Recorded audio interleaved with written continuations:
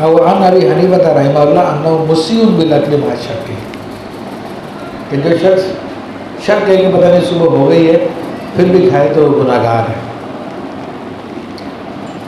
اذا کان ببصر علت او کانت لیلۃ مخمرۃ فهو متقیمہ و متقیمۃ، کانت لیلۃ مخمرۃ او متقیمۃ، یا رات جو ہے وہ چاند والی تھی، اس میں بھی پتہ نہیں چلتی صحیح صبح کا روشنی ہوتی ہے، یا یہ بادل والی تھی تب بھی پتہ نہیں چلتا، او کان فی مکان لا یستبین فیہ الفجر، یہ ایسی جگہ پہ جہاں پہ فجر کو دیکھ نہیں سکتا یہ، وَإِنْ غَلَبَ عَلَى، یعنی یہ تو بادل پہاڑ کے دامن میں رہ رہا اور سورج پیچھے سے نکلے گا، اب یہ اس جگہ کو دیکھنے کے لیے اس کو پھر ایک میل دور جانا پڑے گا تاکہ جا کے دیکھ سکے صبح ہو گئی تو نہیں دیکھ پایا ہے۔ وَإِنْ غَلَبَ عَلَى ظَنِّهِ طُلُوعُ لَا يَأْكُلُ، تو اگر اس کے ظن غالب ہے کہ بھائی سورج طلوع ہو گیا اور صبح طلوع ہو گئی ہوگی تو نہیں کھائے۔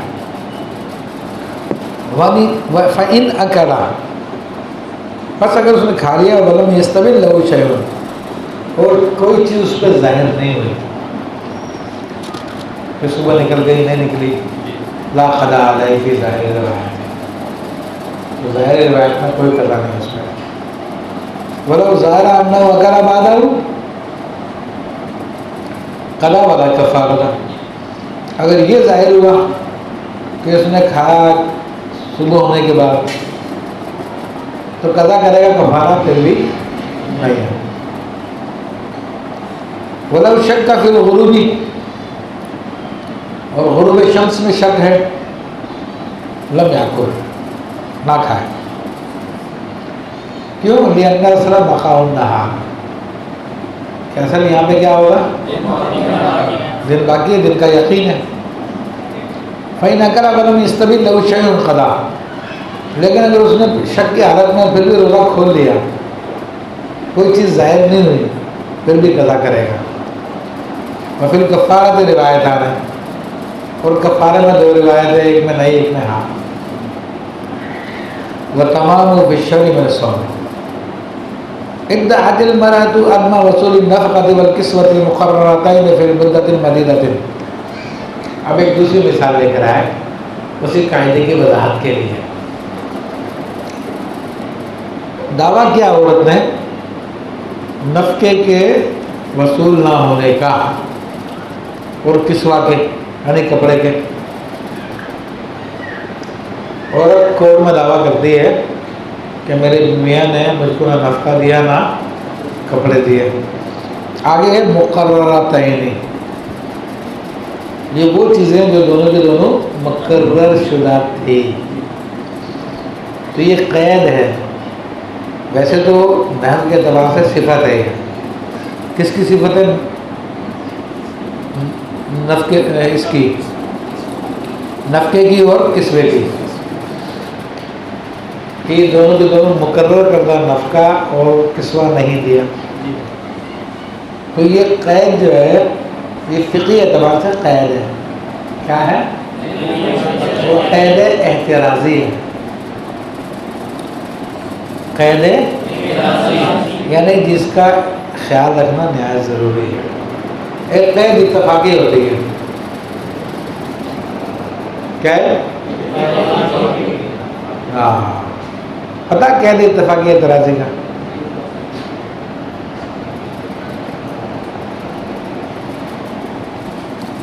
اتفاق سے وہ ہوتی ہے، یعنی وہ ضروری نہیں ہوتی لیکن اتفاقاً حالات حاضرہ کے اعتبار سے محدت ہے۔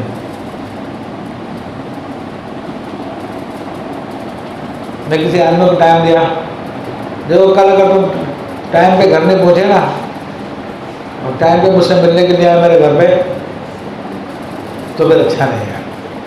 اب میں کہہ رہا ہوں میرے گھر پہ یہ قید ہے، یہ اتفاقی ہے، اس لیے اتفاقی ہے کہ میں اس ٹائم میں اپنے گھر پہ بیٹھا ہوتا، گھر پہ میں نے اس کو بلایا تھا، لیکن اگر میں کہیں اور بیٹھ جاتا، مسجد میں بیٹھ جاتا، تو پھر مسجد میں اس کو ملنے آنا تھا۔ کیا ہاں وہ اتفاقی ہوتی ہے، لیکن یہ اعتراضی ہے۔ اعتراضی اس اعتبار سے کہ نفقہ صلہ رحمی ہوتا ہے، اور صلہ رحمی کی اگر فوت ہو جائے تو اس کا پھر دعویٰ کر کے لے نہیں سکتا بندہ۔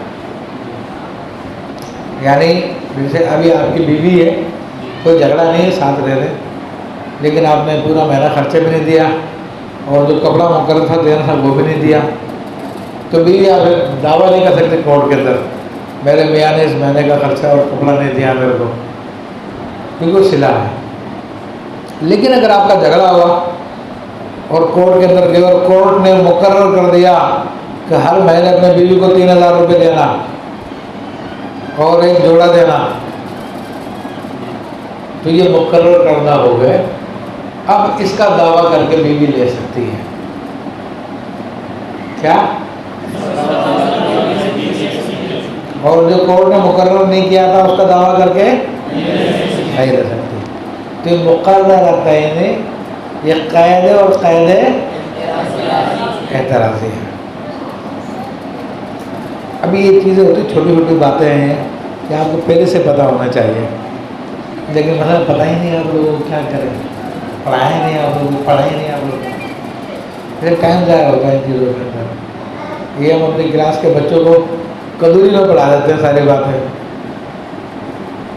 تو اس لیے ٹائم ضائع ہوتا ہے، وہ ٹھکا ٹھک پڑھاتے ہیں، جلدی سے ہو جاتا ہے کام۔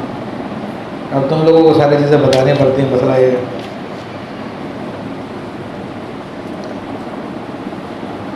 فی مدت مدیدت، ایک لمبی مدت میں، کہتی ہے کہ اتنے عرصے کا نفقہ میرے میاں نے دیا جو کورٹ نے مقرر کیا تھا، فالقول لہا، عورت کی بات مانی جائے گی۔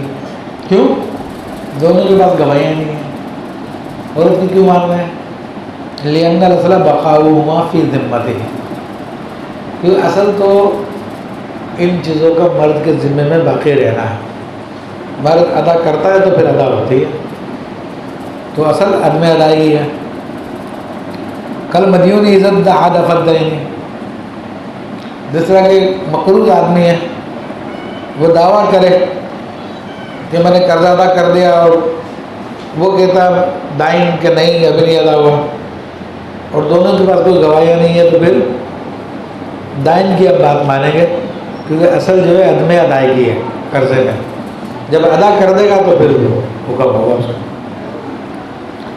وَلَوْ اخْتَلَفَ فِي السَّقُوطِ وَالرَّدِّ، اب نیا مسئلہ شروع ہو گیا، اسی کی مثالیں دے رہے ہیں، اسے کیا لیں گے۔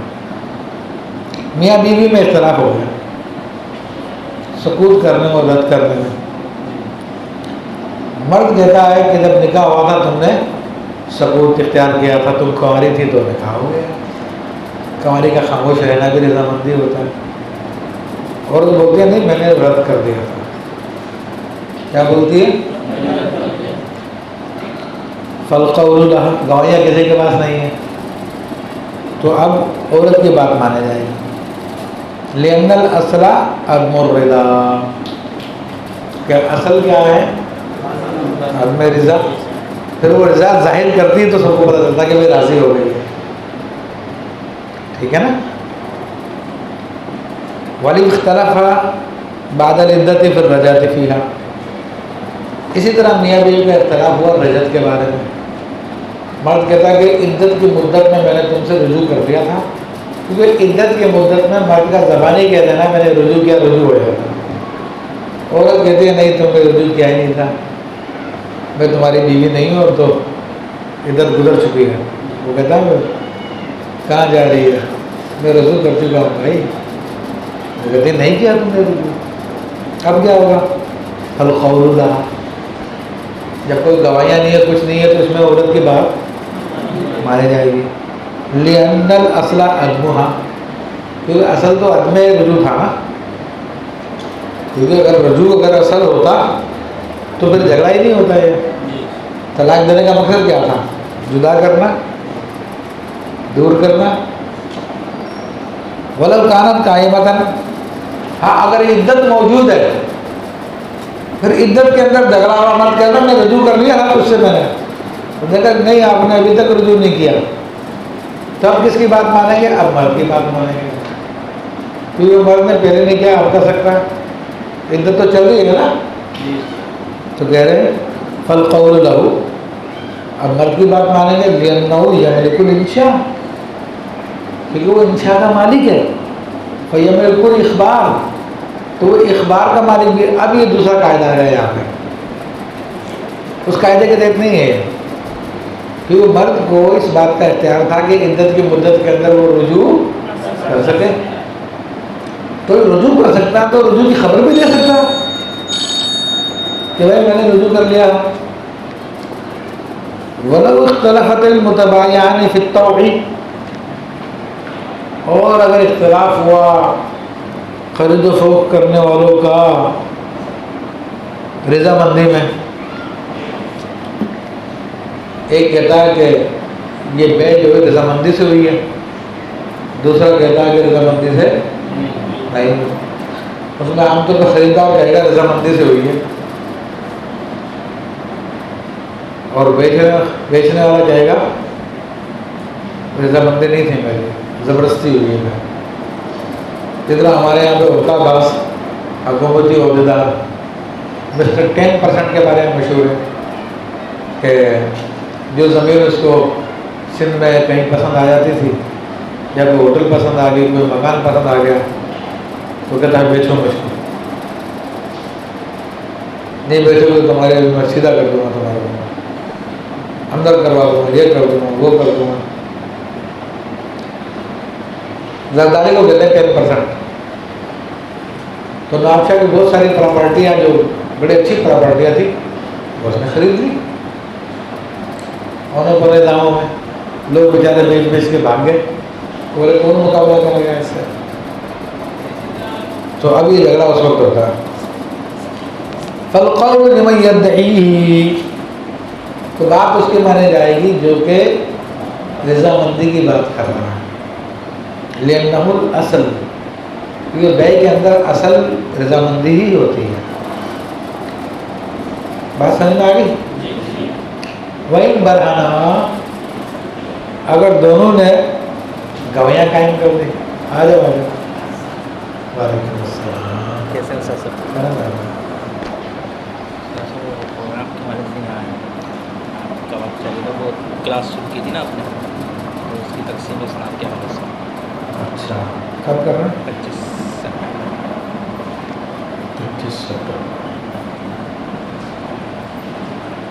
ہفتے کا تو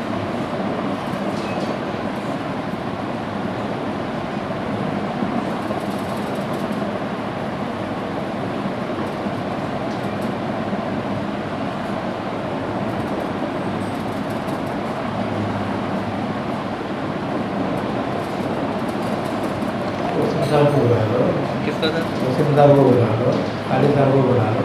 سر وہ آپ نے ابتدا کیا تھا نا، تو لوگ کہہ رہے نہیں مفتی صاحب کو او میرے بھائی، میرا بڑا مسئلہ بنتا ٹائم کا ہے. زید رحمہ اللہ